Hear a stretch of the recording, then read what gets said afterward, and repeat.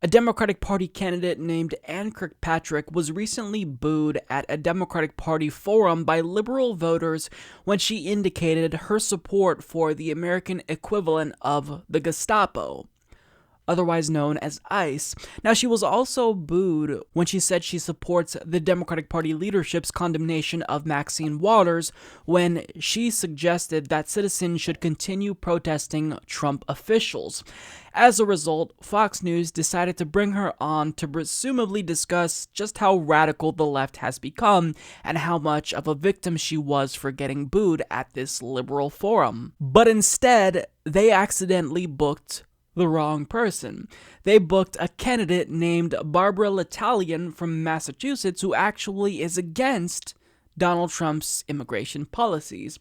And what you'll see here is hilarious because they had no idea how to handle this situation. I just want to be really clear. If you would have declared your support for ICE agents,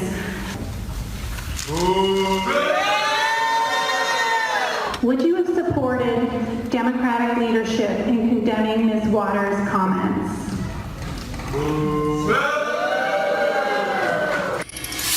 And joining us now, that candidate, the only Democrat on stage to support ICE, Ann Kirkpatrick. Thank you for joining us. We appreciate it. Tell us why you do support ICE. Good morning. I'm actually here to speak directly to Donald Trump. I feel that what's happening at the border is wrong. I'm a mother of 4, and I believe that separating kids from their parents is illegal and inhumane. I'm actually Barbara L'Italian. I'm a state senator representing a large immigrant community and running for Congress in Massachusetts. I keep thinking about what we're putting parents through, imagining how terrifying that must be for those families, imagining how it would feel not knowing if I'd ever see my kids again. We have to stop abducting children and ripping them from their parents' arms, stop putting kids in cages, and stop making 3-year-olds defend themselves in court. But that practice has stopped at this point, Ms. Kirkpatrick, right? Score political points with your base. Well, and families have been reunited. Kids have been reunited with their families. Again, my name is Barbara L'Italian, and I refuse to believe that our only options are open borders or traumatized. Okay.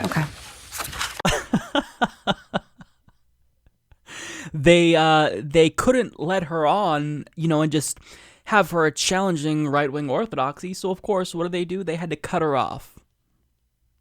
Unbelievable. Rather than trying to engage with someone who's already on your program, cut her mic. Who was that? They said. Well, it was the wrong person that you booked. And she probably knew, I don't know much about the details, but she probably knew that she was the wrong person and they didn't intend to have her on, so she decided to take that opportunity to speak directly to Donald Trump.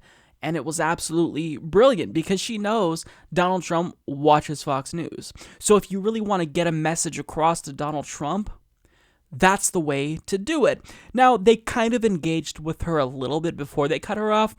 And one of the hosts said that the children have already been reunited with families. But even though there's thankfully been an effort to reunite families by Trump's administration, thanks to a court ordering him to, there's still more than 1,000 children that need to be reunited. Thus far, Trump reunited about 1,200 families, but there's a total of 2,551 that were separated, meaning in the family reunification process, we haven't even reached the halfway point yet, so there's still a lot more to go. So to say that the families have already been reunified, that's just really misleading. Because yes, some families have been reunified, and they wouldn't have been reunified if a court didn't make Donald Trump do it, but there's still lots of families that have not been reunited yet, which is disgusting. Every day that children are separated from their parents, they're scared, they're traumatized.